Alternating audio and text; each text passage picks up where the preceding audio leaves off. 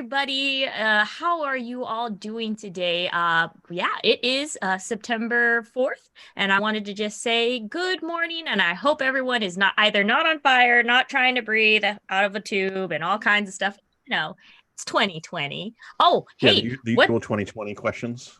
20 are you Uh, alive? Is your house not destroyed or the environment? It's okay. But oh my goodness, who's below me right here? We have a new adventurer joining our party. Isabella, who are you? And don't you introduce yourself? Ooh, this is me phasing in. Hi, everybody. Hi, everybody.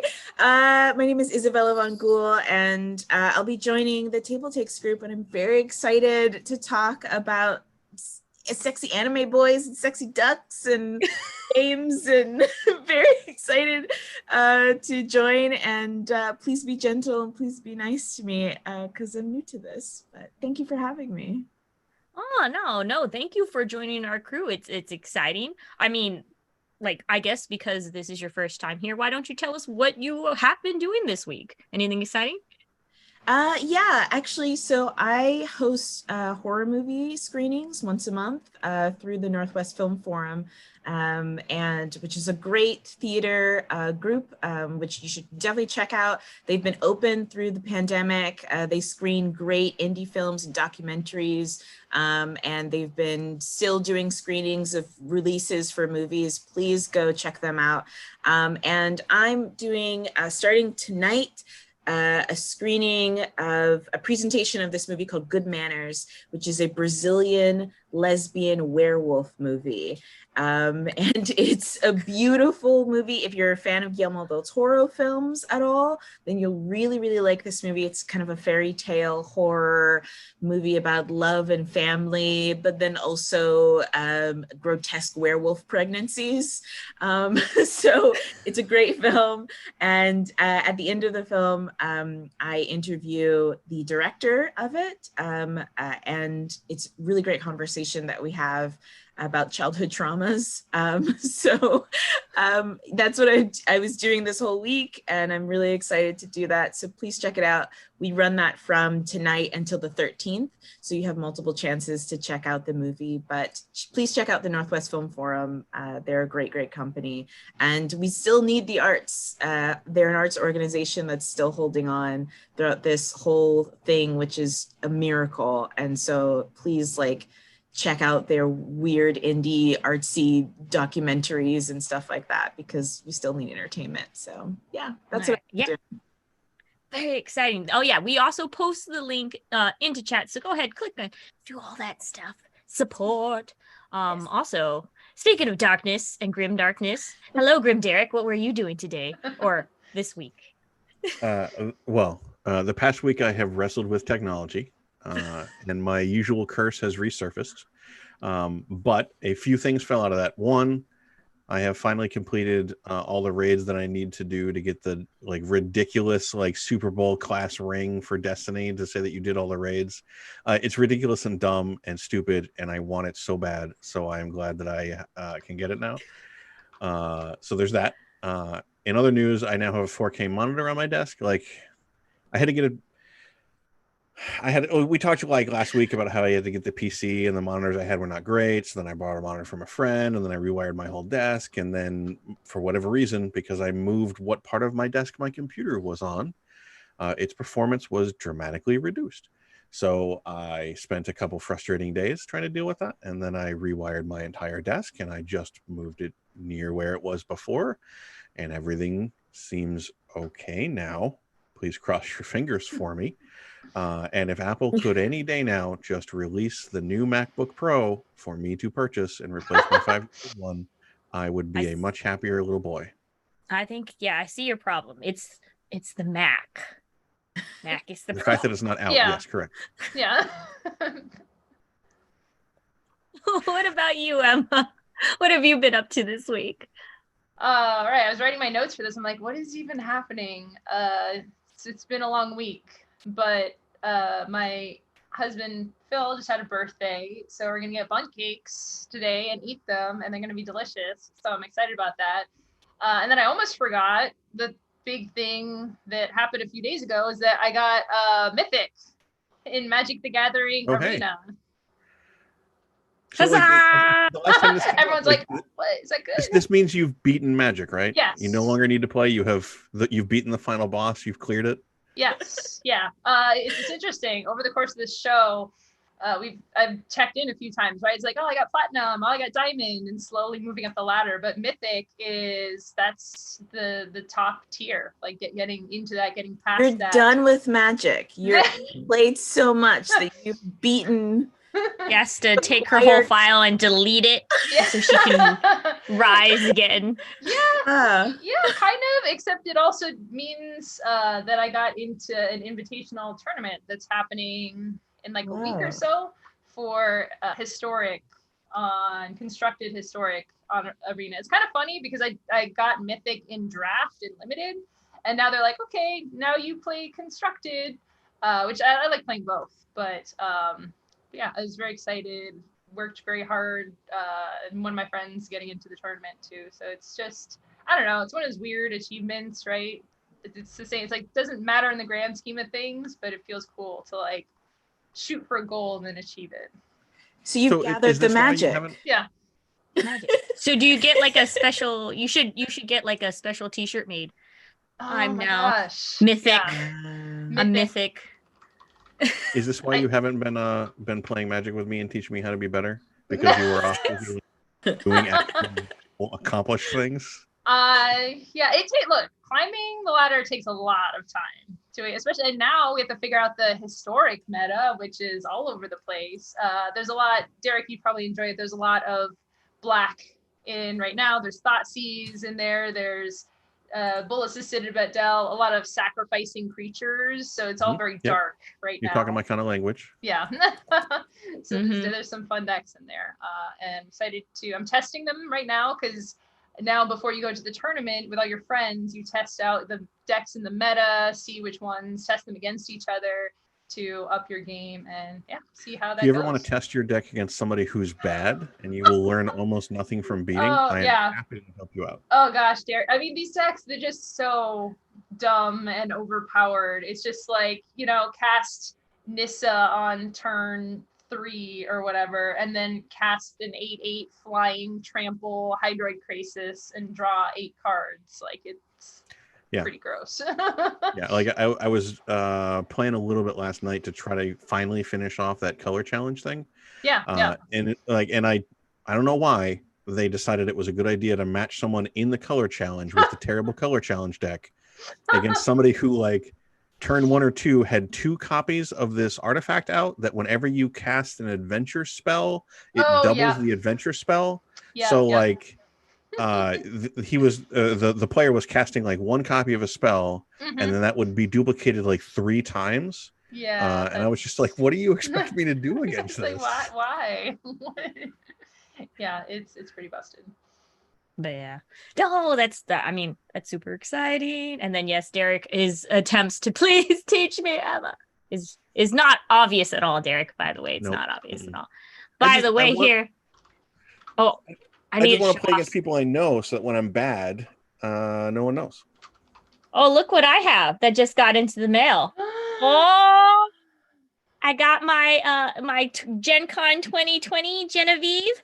So that's all I wanted to report. I also have my Totoro chair, but it's too big. I made a Totoro chair and it's too big to actually show on stream.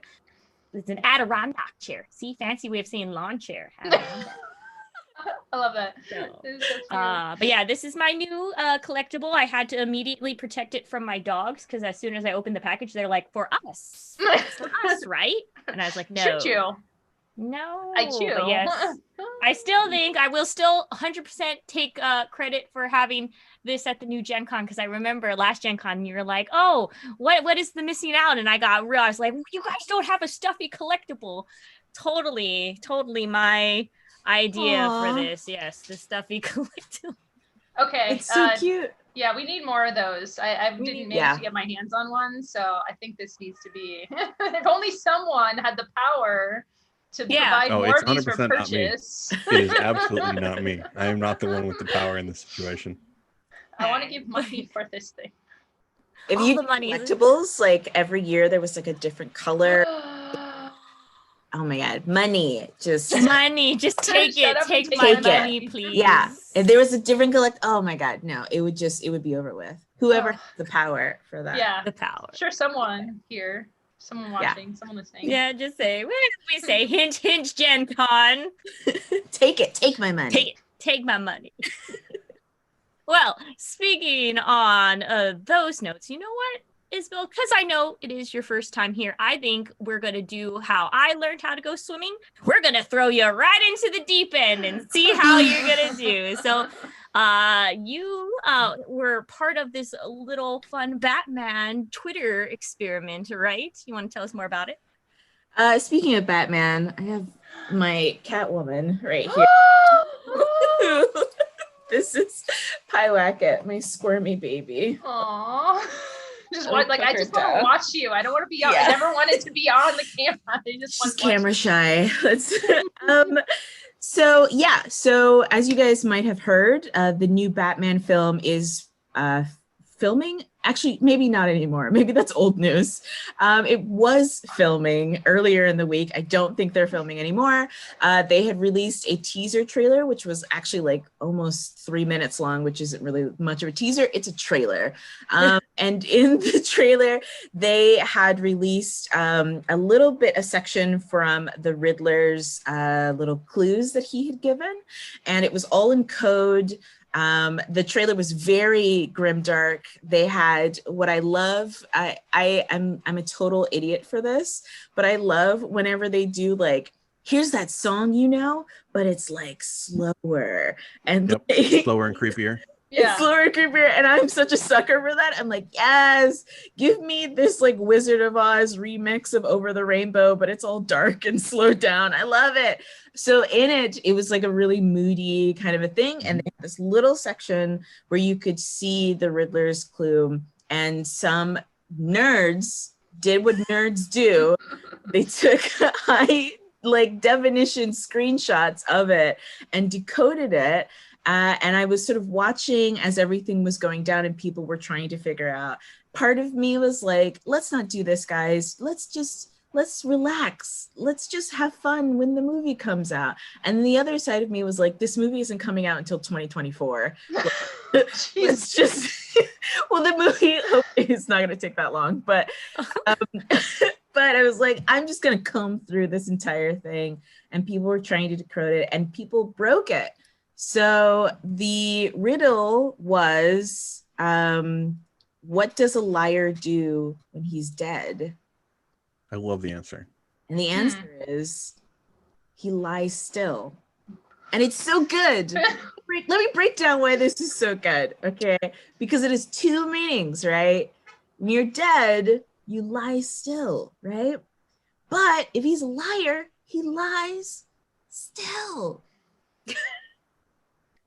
It's so good. It's so good. It's so good. And I'm glad we finally have somebody to appreciate the puns on this show.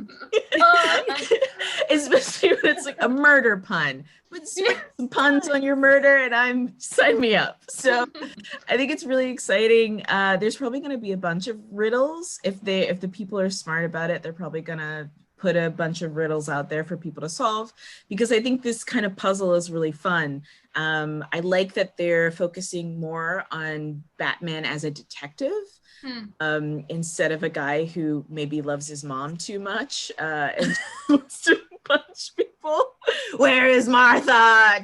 Martha. Or the whole thing of like, what's Batman's secret power? And you know, in movies, it's almost never he's a great detective, and it's almost always he's just willing to violate people's constitutional rights. I have so much money. Yeah. His superpower, really, if you want to get down to it, is white privilege. Like, let's. Yep. It's so I think doing this whole thing where it's like, no, he is solving crimes. I like, there's also a riddle at the end of it. Well, kind of a riddle, but it's this idea. I can't remember what he says, but he says, if you're going to turn to the dark from your blind eye, and it's this idea that like Batman works in the shadows, but like there's a lot of crime that happens in like the light of day. are you solving those crimes? What about white collar crimes? What about the police? And I think it's going to be really relevant to what's going on to this. I mean, like, why would Batman direct his attention to a crime that he couldn't solve by punching? I just feel like, my guy, you're so rich. Can you open up a community center? Can you just like put some funds into maybe rehab? Why do you have to go to Lower Gotham and just start beating the crap out of people? Can you just put it into like an after school program? Look, he's very busy. He was a tech CEO. Okay, so look, either he's going to have time to work out or address crime problems. And if he's just found a way to mesh the two of them together, and that's what you got to work with. Do you know how scary it would be if Jeff Bezos turned into Batman? Do you know how scary it is? The idea scary or sad? Like, just imagine Jeff Bezos in the outfit. Do you know how scary it is? The idea of like a billionaire becoming a vigilante. Like, if I saw Jeff Bezos swinging around Lower Seattle, the Soto area, I would die laughing, and then I would come back from the dead, and then I would beat him up. I think I can tank Jeff Bezos. So this is really exciting. This is probably all that we're going to get for a while, because unfortunately they had an outbreak of C-19 on set, and my precious baby boy, Robert Pattinson, has been affected by that, which I think has put a halt majorly to the production. And maybe we should all consider whether or not we should be making movies right now. Or really doing anything that involves people kind of going to the same place together on a regular basis. Wash your hands, wear your masks. Yeah, there's so many creative ways, other things, animation we were talking about, that don't involve people in a place together. Podcasting, yes, exactly. There's so many things, and maybe not having something where it's like all these people in his face, the makeup artist and the sound guy, and like all these people, you know, maybe that's not so good. And I understand. I'm patient. Let's make films. Let's play games, you know, let's do other things while we're kind of waiting for movies to come back. I'm totally okay with that. But I know that some DC fan is going to at me and threaten my life because I'm fine with like this film I'm fine with it being postponed, but yeah, I mean, like, the trailer like is dark and moody, and I'm all for that. But I think I can wait for people to safely produce it. Yeah. You know. And apparently that's only 25% of it. So the trailer is like 25% of the movie, and they had 75% left to shoot. So, which is very exciting. I think it already, with only a quarter of it being done, it looks amazing. So I can't wait to see the rest of it in due time, though. I also want to see Selena Kyle beat the crap out of Batman. I'm very excited for that. I hope she roundhouse kicks him in the face. I'm very excited. And then steals his watch and then runs away. Why so much hate on the Batman? No, I love him. He's a precious baby boy, but I do want to see him get kicked. Punched in the face. Yeah. I love you. It's part of their relationship. It's very romantic. Sounds very complicated. It's complicated. Oh man, but yes.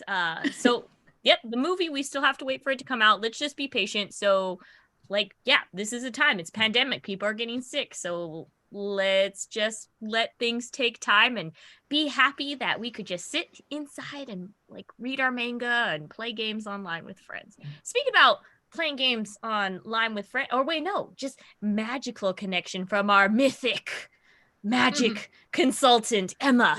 What is rising in the mist? Yeah, I like Ms. Mythic, if you want to apply a title to it. Man, I feel so much more special talking about Magic the Gathering now that I have the accolades, right? The title that I can put on it. Can you put Mythic like before or after your name, like PhD or something like that? Yeah, Ms. Mythic.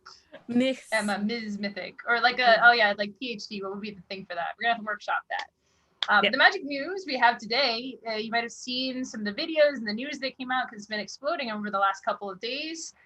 They've debuted the Zendikar Rising set. It's going to be coming out very soon, very shortly, at least on Arena digitally.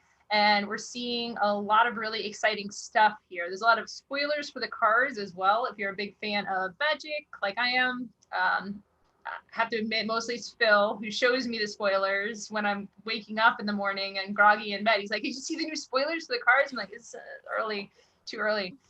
There's a lot of really cool stuff coming out that people are excited about. Some of the new mechanics include new stuff and old stuff, modal double-faced cards, parties, kickers, and landfall. I'm going to break those down for people a little less familiar with it.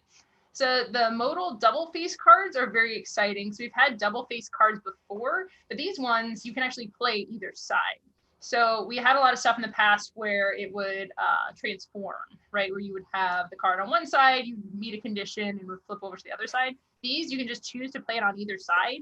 And some of them are lands, which is insane. Cards are lands on one side and then a spell on the other side, which is kind of really gets at the core of Magic the Gathering, right? What if I have too many lands? What if I don't have enough? So this is both, which is really mind-blowing. I think Wizards is working really hard to fix a little bit this fact that some games of Magic just aren't games because I get flooded out or I get mana screwed and I just can't play the game as intended.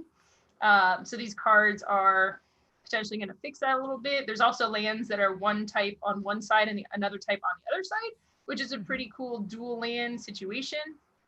The new parties mechanic, which is somewhat related to what Derek is going to talk about in just a second, sees 4 different card types, 4 different types of creatures: clerics, rogues, warriors, and wizards. That's a little hint. That sounds familiar. Think about what a party of those things might look like.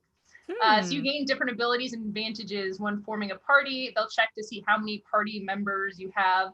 So it's a little bit like a tribal in Magic, but it's looking at 4 different creature types instead of just one, which is very exciting. Kickers. And I mean, to go into that, it seems like it's not like, I've got 3 clerics. You're trying to make sets. Like it almost seems to be adding like some sort of set collection to the creatures you have out. Yeah. Which is kind of a weird take. I don't recall any other Magic cards that quite key off of that. Yeah, most of them will look at the creature type and say, like, are they merfolk? Are they goblins? Cards will care a lot about that. But for having, instead of multiples of one type, different types together, and if you can have multiple parties then, and stuff just looking into this party condition is very exciting. And then for kickers is just pay more mana to do more stuff, which again really helps with the curve and not getting mana screwed. I cast this cheaper, I can hold on to it. So it gives flexibility and options, which is always a great thing in Magic. And landfall, I just love. It's you put a card down and the more lands you play, it does stuff. So it's a very fun mechanic. And we're seeing some of those cards come out. Lots of spoilers and stuff. My friend Daquan, who's Powder Dragon on YouTube and Twitter, got a video for some of the spoilers on there. So that's another one you can check out. Lots of YouTube videos coming out to show these new cards. So if you're into it, honestly, like the best thing you can do, watch the trailer, first of all, which is super fun. Nahiri, it's really good looking. It's very dark. So that's a fun thing to do. Check out the set and then just look at the cards that are coming out because you can see kind of what's happening with this new stuff. Mm-hmm. And that's coming out, I think I just looked up, like September 17th is the release. Yeah. So does that mean that we're expecting them to follow the usual pattern of it coming to Arena before that? Yeah. They've been delaying the actual paper releases for a week or a few weeks after the Arena release. I mean, honestly, like I haven't bought paper Magic in so long. I don't know who's still buying paper Magic. Apparently someone is. So that will be available, but most people who are playing this are going to be doing it on Arena. Well, very, very cool, interesting news. But I'm wondering why would Magic need like a druid, cleric kind of thing and a fighter? Derek, why would they need like things that very much resemble a D&D campaign? because they're just going to go play D&D. So all of the planeswalkers got together, decided that they would stop this. The whole War of the Spark thing was really tough on all of them. So they decided to come together and kind of work their issues out. And they're going to start a D&D campaign to allow them to really understand. And Nico Bolas is going to be the GM. Everyone's going to kind of make some characters. It's going to be great, even though none of that was real. So apparently what's happening is, I believe mid next year sometime. Emma's going to have a whole timeline for 2021, but they're releasing a D&D set for Magic, a full set, Adventures in the Forgotten Realms. And just in case anybody was wondering or shocked about where it would be set, it was pretty clear we're going to visit Forgotten Realms first. I crossed my fingers. So like not a whole lot of details other than it's D&D. It's happening. And I think that the announcement coming at the same time that a lot of the Zendikar stuff has come out, I think very clearly points to a through line of they're going to play around with this party mechanic, see how it goes, see how the community reacts to it, so that they can then kind of further iterate and experiment with it in a setting that would just so naturally be that. So I'm real curious of what they're going to do. And it, for me, again, I've never been a deep into Magic, but it's been there since it came out. Like you can't ignore it in the tabletop community. And I'm just shocked because I remember back when it was just given. Everybody understood that Magic and D&D were never going to cross. Yeah. Like the two streams would never intersect because it would cheapen one or the other, or it would confuse consumers, or whatever explanations that came up with. That were always offered in response to our individual groups just being, wouldn't it be awesome if XYZ? And then the answer was like, well, the business concerns of this. And now I love that they're just like, screw it, it'd be fun. Let's do it. I don't know. This just kind of reminds me of my own, like, there was a very, like, when I grew up, there was like one comic book store that was like really, really legit, or like gaming store. And we would always get in fight with the Magic players about what days we got the room and what days the Magic players get the room. And then it was just like, gosh darn it, these Magic players just coming in, ruining our setup for D&D. And so we have to move the tables. And then, of course, they moved it back to whatever. That's just my history of the war between Dungeons and Dragons. That would be a good show. I want to see that. Just the old school fight.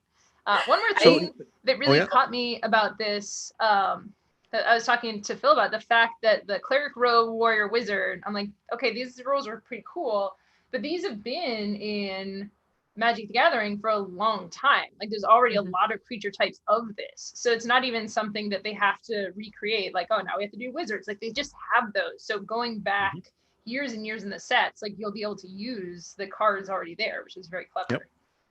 Yep. I feel like crossover events are like really big too. I feel like it's like in the wider sort of pop culture kind of thing. I feel like in we all want to see like the DC universe and the Marvel universe. We all want to see like the DC TV shows and the DC movies kind of meet over. Like I feel like crossover events are becoming much more of a thing that like people are much more comfortable with. And as we're living in this society where like companies are like, all right, before we didn't really want to play together because we didn't want to bite into each other's profits. We now see that if we combine like a capitalist Voltron, you can actually make more money that way.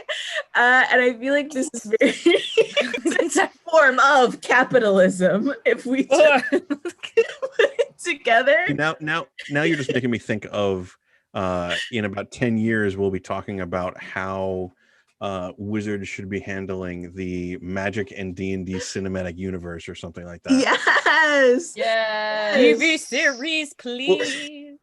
So the other thing just about this is like now we have almost a year-ish, I think, to just wildly speculate with absolutely no evidence whatsoever about what they would include in this. Like, know there's going to be a Drow card. There's a Dritch card. I mean, like, that he's going to be sweet with his, his twin silver scimitars and stuff like that. But like, there's so many characters. There's a lot of stuff they can do there. Like, you know, the same thing I say every time the Forgotten Realms news comes up is like, cool, great, I hope it's successful. I cannot wait for you to leave the Forgotten Realms, because like there is no way that I could resist a Dark Sun Magic set. Dark Sun. You keep Defiling wishing would be for that awesome. Dark Sun. Yep. Defiling Suck would be the an magic out of awesome life. mechanic. Yep. And then like Planescape is another of my favorite loves, but like it feels weird. Like, would that be redundant with the existing Magic lore, or would it be like a perfect slot in with it? You know what I mean? Like, there's a lot of similarity in those ideas. I got an idea. What if the reason why Magic the Gathering and D&D are crossing together is because Dark Sun is starting, you know, like the evil plague is starting to eat and encroach upon their land. So of course, the realms, there's like this, you know, all moons and galaxies combine, and then there's a dimensional shift. I love this it. is what's causing it. So I love Somebody it. has either been watching too much anime or not enough lately. and then Truck-kun comes out of nowhere. Sorry. But yeah.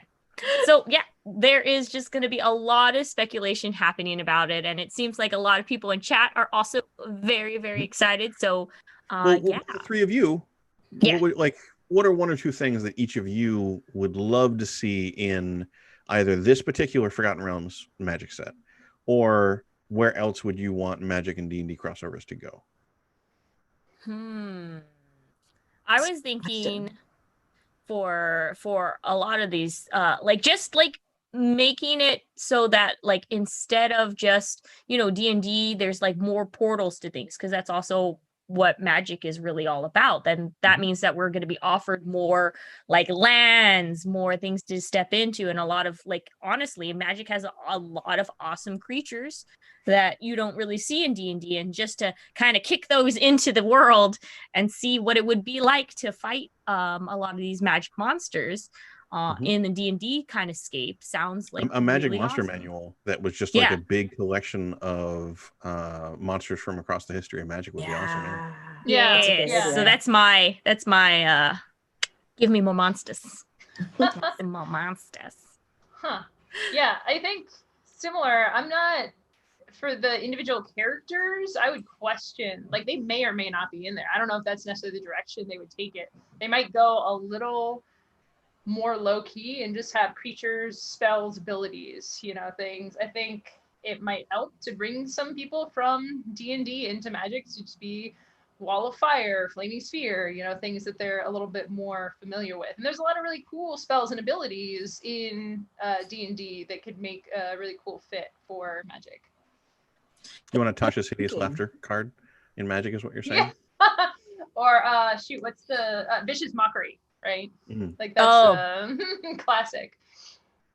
Yeah, I was thinking about like if there was a way of sort of like combining spells into like bigger, better sort of things, or combining monsters, like combining two different kinds from like Magic and D&D into a chimera, even stronger sort of monster, or like I think doing something like that, or having just a straight versus where it's like you have Magic people, you have D&D people, and they're trying to take over lands and trying to see who is the superior group of people. Just duke it out. Yeah. I don't know why I want everybody to fight today, but more fighting.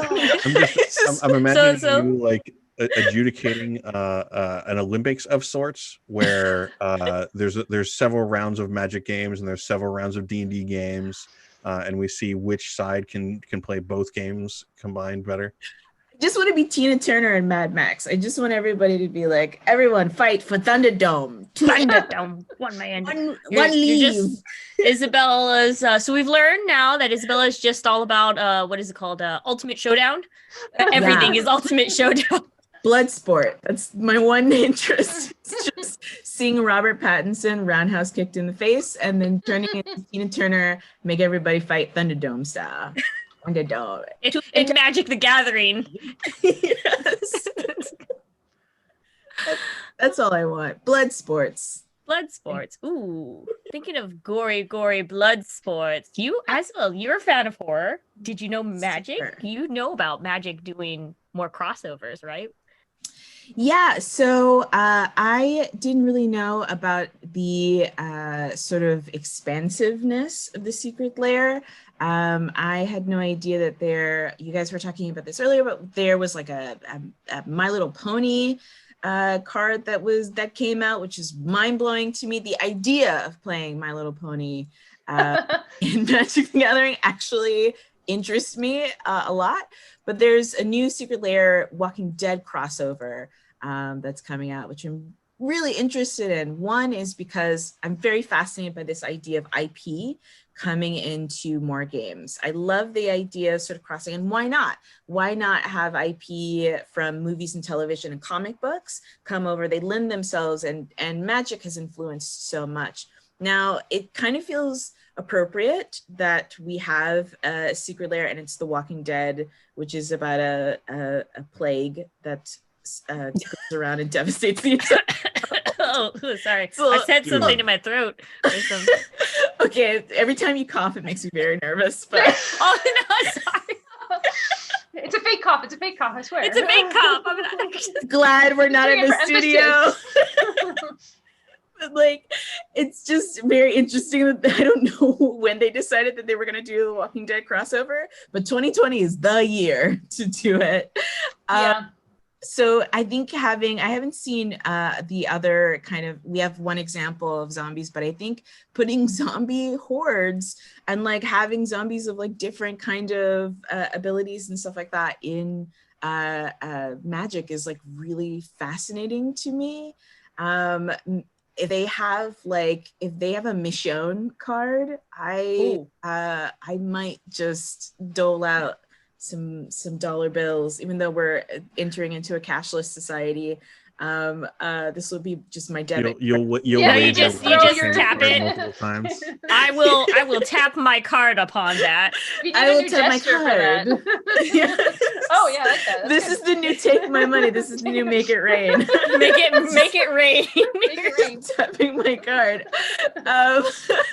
They do a Michonne card. Oh my god, I would totally be into that. Of just like her wielding samurai swords. Yeah, that would be so badass. So yeah, I love this idea. I love the idea, even though I haven't watched The Walking Dead. I'm sorry to say. Well, the comic books are better anyway, so they are. Throw that out there. Yeah. I agree. Well, yeah, it'll be very exciting to see what cards show up for Magic the Gathering with this Walking Dead crossover. But I mean, like, when are all of these coming out? Emma, do you know when are these like just supposed to like, because we're getting a lot of information about all these things Magic is happening. So yeah, I don't think we have. I'm not sure about the release date for The Walking Dead, but we did see Wizards of the Coast did this great big video of very exciting, all the announcements for things. It was very well produced and put together. It was like 40 minutes. So if you want to get the very in-depth news, you can watch that. But we did get a screenshot and a little bit of a rundown of next year's calendar, which is super cool and super exciting. So for the sets, for the information that we have now, I will say too, in the past, I feel this information has been trickled out a little bit. So the fact that we have a whole year's worth of information to talk about is pretty cool. First up, Q1, we have Kaldheim.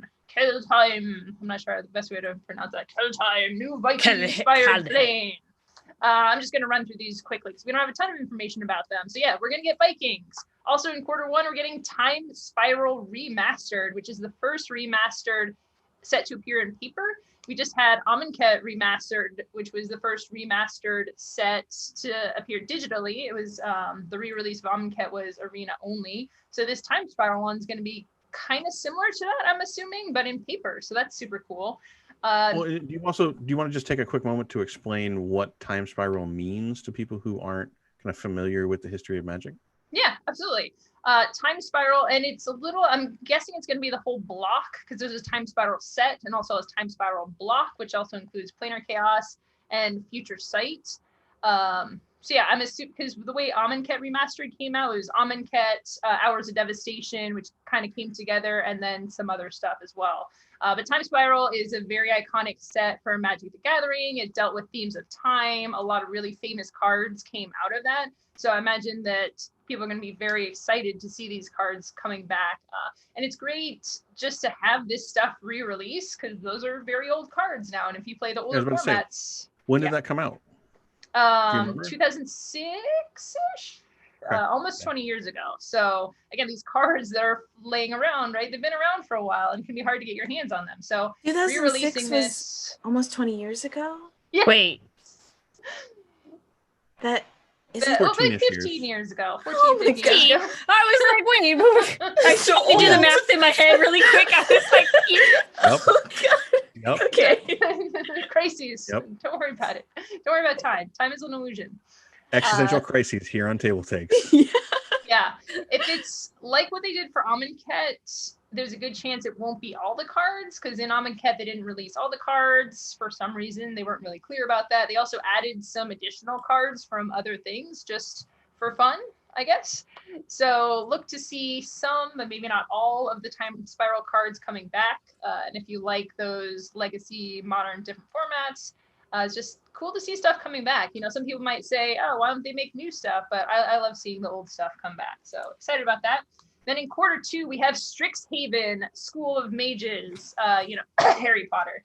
So this is going to be their implementation of a magical school for children of magical prowess. So again, not sure what that's going to look like, but Harry Potter-esque probably.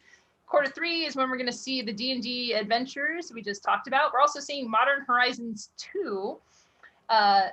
The core thing about Modern Horizons, the first set that came out, is cards released directly for the modern format, which is very fascinating from a design perspective because they don't have to go through standard. So they don't have to make the cards viable in a standard format. They're just going to go straight into modern. It's also draftable, so that's super cool. People really love the first Modern Horizons set, so you're getting another one of those. And then in Q4, I'm sure many people have been waiting for this, but we're coming back to Innistrad with our werewolves and vampires. So, oh, vampires, Derek. Vampires. Yeah, I knew everyone would immediately look at me when that title came. Vampires. Vampires are cool. And werewolves. Werewolves are cool. Yeah. I personally, neither here nor there with them, but I know a lot of people that's their favorite set, favorite plane of all time. So I'm sure many people will be very excited about coming back to that. And yeah, that's the 2021 release schedule. Lots of fun stuff to look forward to.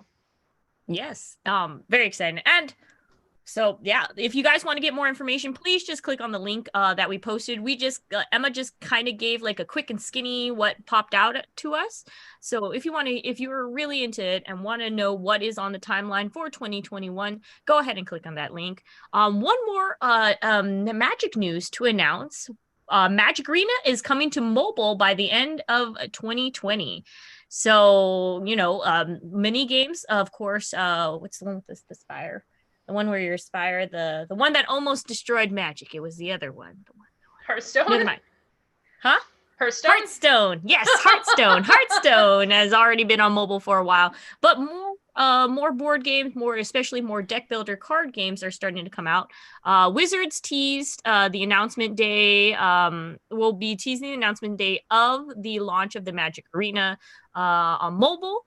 The first looks at the gameplay looks like near identical to the PC version, and the app will feature cross-platform gameplay between mobile users and PC. So if people were like, oh man, how am I going to play with my PC friends? Well, guess what? You can go ahead and you can play Magic anytime. I don't know why. Anytime in the future somewhere. Yeah. Future somewhere from across. In a future world where you're soon, not always next to your computer. Yeah, in the future world, not next to your computer. But yeah, so that is something to really look forward to. There's more games also coming online as well. Derek, you have some info on that? Yep, a released now that you can just jump into is Roll for the Galaxy.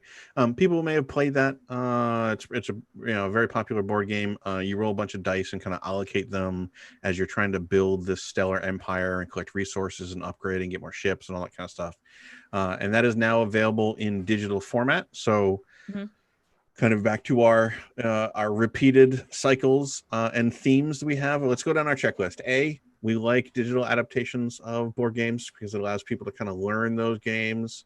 It also, the next one is it allows you to continue to play those games with your friends in an environment in which it is not safe to associate with them all the time. So that's also great. So it's also just wonderful to see a lot of these games that have been around the tabletop community for years just have a chance to get exposed to people who don't go to conventions or game stores or whatever else, people who just, pay attention to what comes out on Steam. Some of those folks are going to tumble in too. So stuff like this is always a great chance to see people come in. We go through our usual hit list of high notes. But most importantly, if you really like Race for the Galaxy or if you like board game adaptations, you should definitely check it out. Yeah, and then plus more of these games coming to mobile. I'm just going to go ahead and leave a little evil time mark here.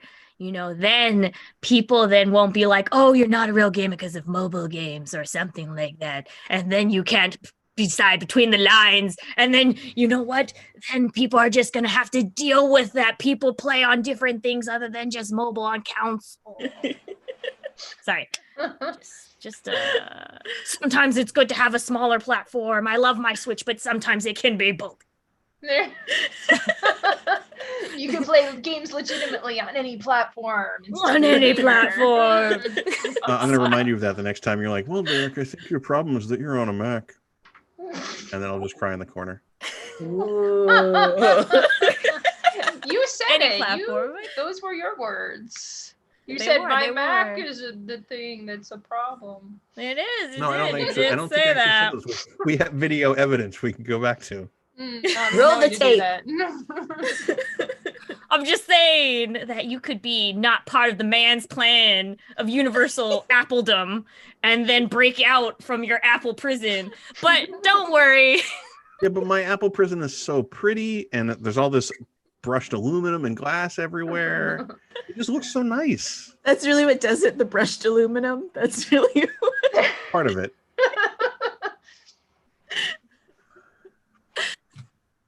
So I believe those are our headlines for the week. Yeah, that was our headlines for a week. And so now that we are going to be going to the Bundle Boss, led by Derek today. Go on and tell us about the bundles you want to share. Today. So to kind of continue our theme of, if you think about this too much, you'll realize how old you are, because you remembered when it first came out. Jovian Chronicles is the bundle of holding this week, that we're going to cover this week. And if anybody's not familiar, it's from DreamPod 9, which had a whole series of like miniature games that also kind of bled into RPGs, had a lot of story. Their art was really distinctive because I believe they're a Canadian company, and it was this spin on like a very, very anime inspired kind of Canadian style. So it was a little distinct from a lot of the American style that was very popular when anime and manga were kind of making their first surge over. So it was really pretty. It was really distinct. They released kind of a number of different games that used the same basic system. And Jovian Chronicles was kind of like the RPG version of, say, like old Gundam before it became really big epic space battles and you had the giant robots. And as Isabella made sure to point out, the pretty boys kissing each other.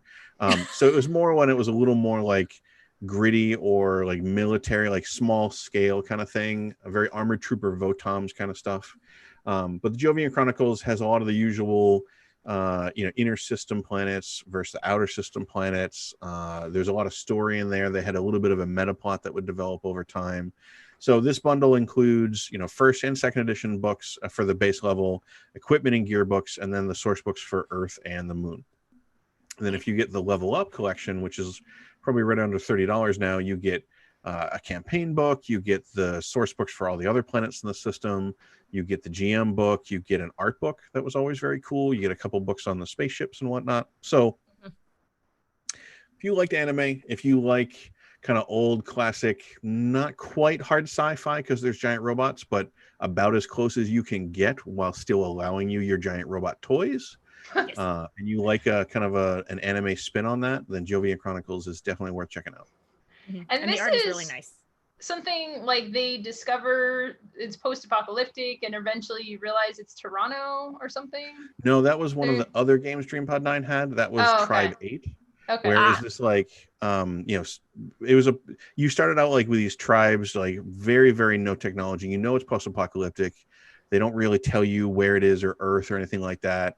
And everybody is part of some really weird, bizarre faction, and your god shows up every now and then and talks to you. And then as the game line was released, you realize that it's in like, I think it was Toronto or something like that, because the subway system's mapped up. And then it turns out that all the gods are liars. And it was a very weird, subversive, dark game that was like, it very much like encapsulated, I think, what almost every RPG in the late 90s thought it was supposed to be. And it's really fascinating from that perspective. I don't know why it's so funny to me that it's in Toronto. I don't know why that's so funny to me that it makes me laugh every time I see that. That like you have like, oh, like it's like mechs and like it's all post-apocalyptic, but it's like it's in Toronto. It makes me think it's like their version of Shadowrun, right? Like Seattle gets Shadowrun and Toronto. But like that I could see. Like Seattle kind of has like a grungy kind of vibe to it. But like I don't know why, because the only thing I know about Toronto is that it's the home of Drake. And that it's not quite upstate New York, but it kind of is upstate New York. And they're all very nice people. And so they're Canadian, so. Right. And it's very funny to me. Yeah. I love this. I wish there was more like giant robot stuff. I feel like giant robot like games need to come back and we need to get more robos, you know, in the time period of like Tesla. I don't know what's his name. Elon Musk. Elon Musk. Yeah. Yes. Yeah. Yes. Yeah. Yes. He's the guy. An implant now too. Well, I just feel like Elon Musk is like his next big thing. He wants to go to the moon. He wants to colonize Mars, and then he's going to make a giant rowboat. That's like on his checklist of things that's going to happen. So robot. We're going to. When you phrase it like that, I can absolutely see Elon Musk's like next press conference when he announces this. He shows up in these like schoolboy shorts with a little backpack on and a wristwatch with a receiver on it, and he just says, "Come on, giant robo," and the robot just walks up on stage behind him. I could absolutely see him doing that. I think he's gonna do it. I'm putting it out there by like 2035. He's gonna have a giant robot. And it's gonna probably look like Grimes. It's probably gonna be like a super kawaii giant robo that's like, I mean, his wife is an alien, so it makes sense to me. I thought he was supposed to be making actual cat girls or something. There's like a thread on Reddit that's like, he's making cat girls. That is well, if you heard him on Reddit, it's gotta be true. It's got to be Reddit. But besides we get off on too far of a tangent, we now are going to be going off to our Kickstarter quiz with Derek. How do you feel sitting on your throne right now, Derek? Yeah, Derek. My throne of lies. Yeah. Throne of lies. Well, just to assert my authority and prevent the rebellion that you've been promising for weeks now, I have given myself the first Kickstarter to cover. How about that? Oh, okay. So the first one we want to talk about, I think we actually talked about the previous project for them. This is Dungeons and Lasers second edition. So it's got 4 days left. It ends on Tuesday, September 8th. And this is one of those relatively inexpensive like plastic terrain kits. It's all modular tiles. You have these little clips that you can use to get the tiles to stick together and get the walls to stick on them and stuff like that. And it's got both a fantasy set or fantasy line and a sci-fi line. And the last project they had, I basically bought a bunch of the sci-fi ones so that I could use them in Warhammer to make buildings, or I could use them in Kill Team to make, enclosed areas. I bought a bunch of the sci-fi, the Xeno rooms one, so I can have my little, Chaos Space Marines infiltrate like a spaceship from Alien or something like that. So there's a lot of neat stuff. The campaign also has lots of like accessories and stuff you'd put around a room. There's like tables and stairways and statues and stuff like that. They also, to make sure that Emma is aware and interested, they have like a $40 set of animal companions.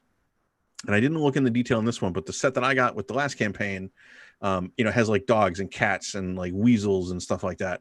And it has a fantasy version where a lot of them have like wizard hats and like cool stuff. But they also have like the cyberpunk Shadowrun version too, where they have like cyber eyes and legs and things like that.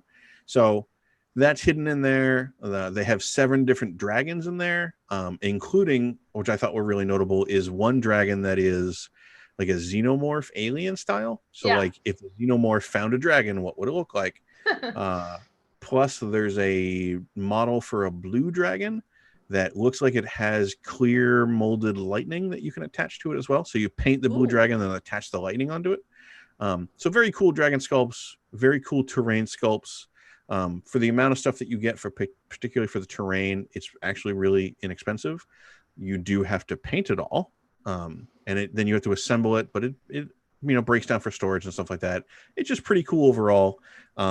If you need some terrain to build buildings and dungeons in, or if you want stuff to, kind of do small scale, whether it's, Warcry or Kill Team or Infinity or some of the other kind of skirmish level miniatures games, there's a lot of really cool stuff here. Very, very cool. And how many days is that left? That has 4 days left, so it's ending on Tuesday. All right. And then Isabel, what was your Kickstarter? So I've got Dining with Dracula, which I think is really interesting. It's a game that's more so geared towards like teens, kind of young teens, 12 plus. It's a family-friendly game where you're trying to essentially get Dracula to like you and make friends with Dracula, and by supplying him fresh blood and new victims, and you're trying to become like the heir of Dracula, which I think is a really fun game. When I was a kid, I really, really liked Dracula stuff. I really liked vampire stuff, including one of the greatest television shows in the history of mankind, which is Count Duckula, which was a show about a duck who was a Dracula, but he didn't like blood, so he just drank a lot of V8 juice. And he was super cool. And there's a lot of duck vampire crossovers. I love how you call him a Dracula. He's like, a Dracula. Name. It's a species. He's a Dracula man. He's a Dracula, Oh boy. It's Count Duckula, who is part duck, part Dracula. There's Blackula, who's part black, part Dracula. Part black, yeah. It's just there's Banicula. I remember Banicula. Banicula, who is a bunny and then a Dracula at the same time. That's how it works. It's when a Dracula loves a daddy Dracula loves a mommy Dracula, and then they both come together. And no. I think when a daddy Dracula loves a mommy Dracula, but then they get divorced and it just doesn't work out, and they both have to go their separate ways and find different partners. And then they go through an experimental phase with a lot of different things. Yep. Oh boy. It's true, kids. It's really what happens, and it's beautiful. Okay, it's the miracle of life, and there's nothing wrong with it. There are many different kinds of perfectly valid Dracula families out there. We're accepting of all of them. Morgana from Darkwing Duck, we talked about before the show, is another one, which is a lot saucier than I remember from the cartoon. I'm fairly certain that the picture that we found was a upscale fan art. That's fair. The internet would never do that. The internet would never do that. I think the Darkwing Duck era of our childhood spawned a lot of the contemporary furries. Well, I remember her looking more like Elvira, right? She did have it was heavily inspired by Elvira. Yeah. She was still a sex pot though. And an the ages. This game is really exciting, I think, because of the fact that it's kind of family friendly, and so you can do it. It's kind of complicated with trying to bring Dracula, but you also, one of the things that I like about the game is that you can also woo Dracula, make him your friend by fixing his like Dracula stands. He has like a garlic stand that he sells to tourists, and you can like help sell more garlic to the tourist, and then you can also trick the tourist into becoming victims, and then so you can we're going back to capitalism. You can get Dracula to be on your side by feeding him victims or by increasing his profits for his Dracula stands. And it's just, this game has everything. It has capitalism, it has victims, it has a Dracula. And I think that it's a really great game for people who are just trying to figure out what else can we do with our children right now, because they're all stuck indoors. Let's expose them to a bunch of weird stuff that about 30 years down the road, they'll be on a TV show or a podcast about, talking about some weird way that they still remember it. Let's do that. Do it. It builds character, kids. Yeah. And that has, I believe in the Kickstarter, it says it has 5 more days to go. So you still have time to do that. And they have a bunch of really cool perks that you can get, including gender cards. So you can get an expansion that has more genders for each of the characters that you can play, which is kind of cool. That is very cool. All right. Great. So the next Kickstarter we have, with 6 days left, ending Thursday, September 10th, is Uprising, Curse of the Last Emperor, which would be a Kickstarter board game of the week, except it uses these little acrylic standees instead of minis. So I think it only gets to be an honorary KBG designation. But this is kind of an interesting mix. It's billing itself as a cooperative 4X game, which certainly could be out there, but I think this is the first one that I've encountered. And that's kind of an interesting spin on things, where you're doing a 4X game, you're exploring a world, you're all heroes who are part of 8 different fantasy factions or ancestries, and you're trying to both defeat this evil empire, who unfortunately all their buildings look like little pagodas, but you're trying to defeat this evil empire, and you're trying to hold the forces of chaos at bay. And if any of the players don't have more points than the enemy factions, then you all lose. So you have to expand, explore, exterminate. I don't remember what the last one is. But you have to kind of do that as a group and in a balance, because you don't want to just cripple one player, because you need them to be good enough to survive in this, horrible landscape, basically. So the art is neat. The concept of taking that very hyper competitive, hyper complicated game genre and giving it a cooperative spin is very interesting. So anybody who is looking for a way to maybe get their friends into that genre and they've been avoiding it because they didn't want to deal with that cutthroat nature, this might provide kind of an avenue in. Plus it's grimdark, so yeah. Darkness. Another one with 6 days left is the other contender for Kickstarter Board Game of the Week. This, has also lots of little pieces. It is Syndicate, an interplanetary conquest board game, where you pick one of these different kind of unique, weird factions on the edge of the galaxy, and you're trying to build the biggest criminal empire that you can without attracting attention from the sovereign, which is like the government or the controlling, force in the area. You're trying to, run your adventures, cut your fortune, undermine your enemies, things like that. There's just something about the art style on this one that really just grabbed my attention immediately. It had a board, you're able to lay traps and put some cards down, stuff like that. And then the art and color and contrast really just kind of seized me. It just immediately spoke to me, basically. I think there's like a little taste of like kind of a cyberpunk element to this frontier sci-fi kind of experience that's just working really well for me. And that's kind of what pulled me in. I was gonna say Blade Runner. It has like a Mhm. Blade Runner-y kind of a feel to it. Mhm. So it is worth noting that this is the second time the campaign has been run. It was canceled in July and relaunched. And it seems like the major changes they made, and by the way, they were completely up front with those changes, both in the original project and in this project. So I don't think that they're hiding anything or anything like that. But it is worth noting they basically lowered their goal, although now they're almost at where their original goal was.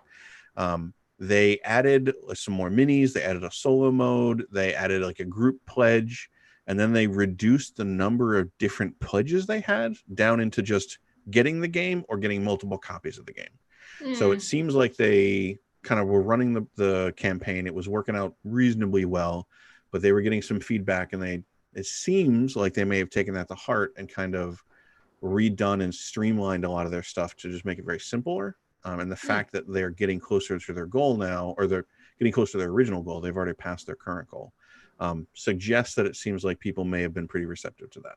Cool. All right, that's cool. We're happy when people listen to be like, hey, can you just do improvement? Even though I know designing is very, very hard, but still. With 7 days left, Friday, September 11th, Izayoi, or I'm really bad at Izayoi, I believe. It's a board game made in Japan that is coming over. It's all about wakamono, which are Japanese accessories. And you are played as an artisan who is going around collecting all the various different like types of accessories that are very popular in Japan.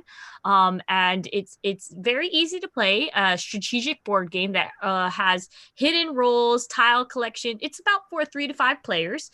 And the reason why I like this is that it is something that is more cultural appreciation than appropriation in this case. So that's why we love it. This is actually made in Japan.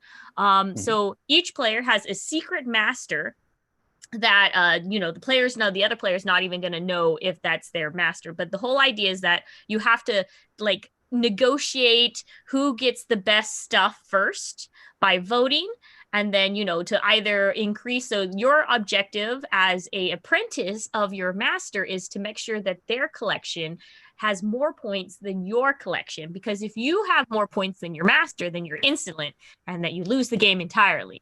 So the idea is just like trying to like secretly vote your master higher and higher and up in the game, so your master wins, and so thus you win.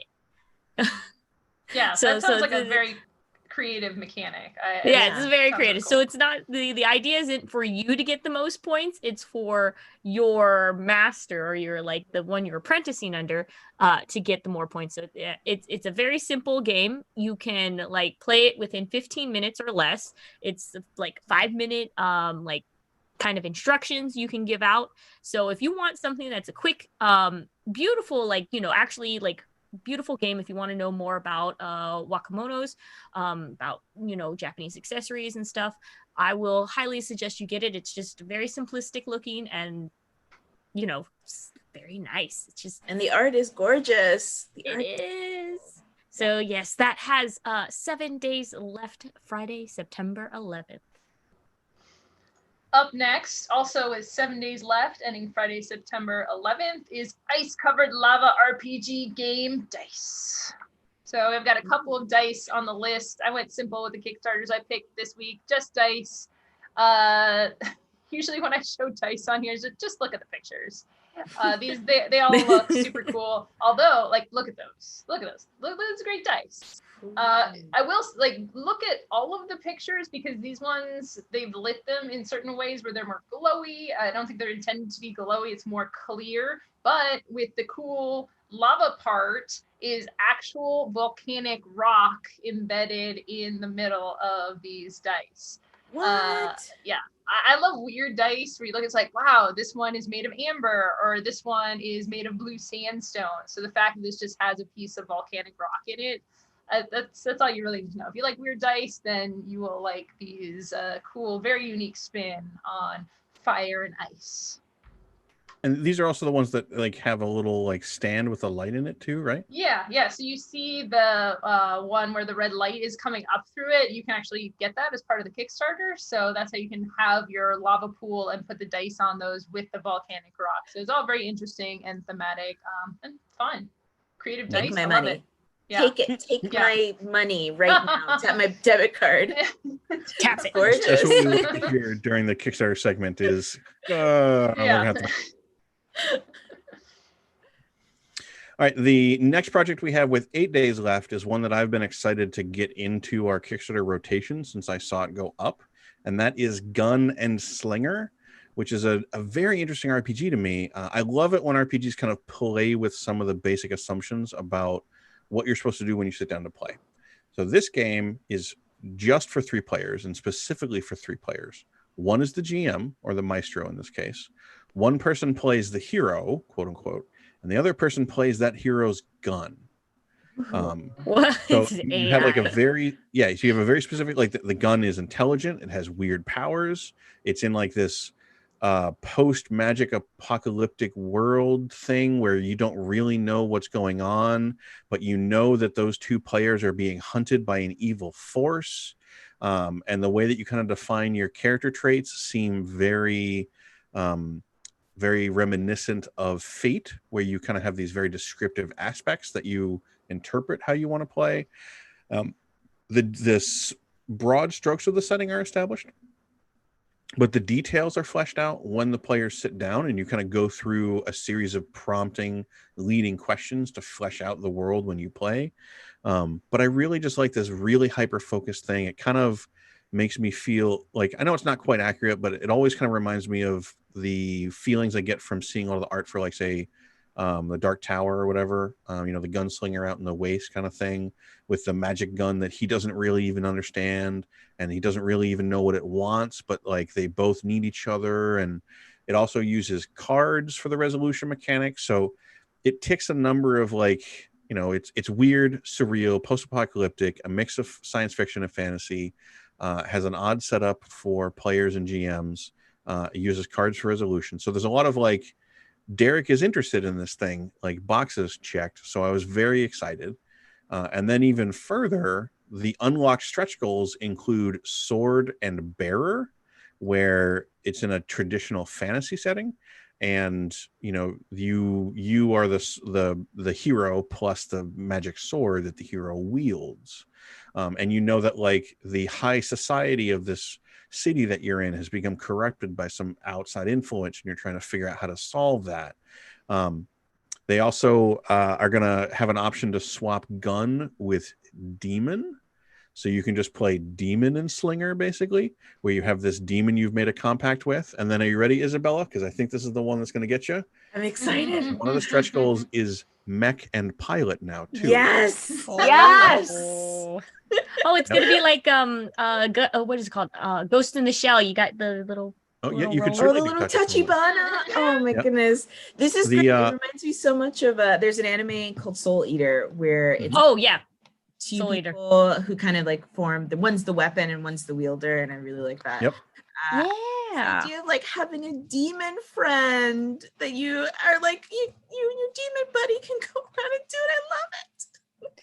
Yeah, this is a Soul Eater RPG. That's what it's a Soul Eater RPG. It looks very cool. It's an indie game that has a lot of indie creators that we have been excited about other projects on Kickstarter from. So I'm jazzed by it. I can't wait to see what they do. Cool. Last but not least, we have Deadly Dragon Dice Shards from Oblivion. 9 days left, ending Sunday, September 13th. High-end hollow metal RPG gaming dice with flowing dragons. So yeah, just again, this is another one. I just like calling out the dice on the list because, like, hey, go look at the pictures and see how cool they are. They're hollow. They look super cool. Bonsai, they might not be totally balanced, but look, maybe you're not even really rolling this. I have a couple of hollow dice too, and I just like to show them off to people and be like, this is how cool dice can be. And people look at it and say, that is really cool. But and it's less that's all you really need. But it's I less knew that was going to be your weaponizable. complaint. I Yeah. knew it. It's lighter now, and so thus it's not. Well, I mean, I guess the cow trip or D4 is still like pokey. Oh wait, no, it's actually better because then if you step on the D4 and it collapses and it buries its shard into your foot, then it's lasting damage. Anyways. I like how Bonsai approves it because it can be more easily turned into shrapnel. Yeah. But yeah, more cool dice. If you like dice, you should check them out and get some because dice are great. I think in particular, the version that I like here is I think one of the complaints that I have a lot about these fancy dice is that sometimes they're very hard to read, but they do have at least one set here that are, you know, still like beautiful, hollow, carved. There's very intricate designs, but then there's a very high contrast paint on the numbers, and a lot of metal dice that I see just don't have paint. Like you just are supposed to read them, and the more complicated the design gets, the more difficult that is. So it is. It's very readable. I just noticed that now. Okay, so that approves. Readable dice are always a greater approve. And shrapnel ability, I guess. Yeah, so 9 days left to check it out. All right. Well, guess what, friends? That was TableTakes with us. But hey, don't worry. There's still a lot of shows here on Gen Con TV. I'm going to go ahead and tell you what we have scheduled for this week. So all of these times are, of course, Pacific time because we are Seattleites and we dictate what stream times we want. And so on Monday, 6 p.m., board games with the brothers Murph. It's just two brothers playing board games. Along with Wednesday, we have 1:30 p.m. This Game Gets Dicey is another board game player, but they're both board game reviewers, and they play games and tell you, hey, what about this game is kind of good, bad? Let's see. 4 p.m. we got Fireside with Peter Atkinson, along with new fresh voices in D&D and RPGs in general. So if you guys want to go ahead and tune in and see the old D&D talk with the new D&D on what they want to do to change and basically grow the RPG world, that is a cool show to check out. And then, of course, Friday, 2 p.m., TableTakes with all of us, our beautiful faces, here to grace you with all of that good board game, gaming, comic book related news. Remember, friends, to follow, subscribe. Also, if turn on notifications. If you don't catch us here on Twitch, don't worry. 24 hours later, we will have it up on YouTube as well. And so I want to say great big welcome to Isabella. Thank you for joining us and, of course, being part of the Gen Con TableTakes family. Thank you, Derek and Emma as well. And behind the scenes, shout out to Marcus. So, yes, you guys have a wonderful weekend and stay cool, stay healthy. Be okay. Be okay, because it's all right to be okay. Yeah. Be excellent to one another. Yeah. Bye.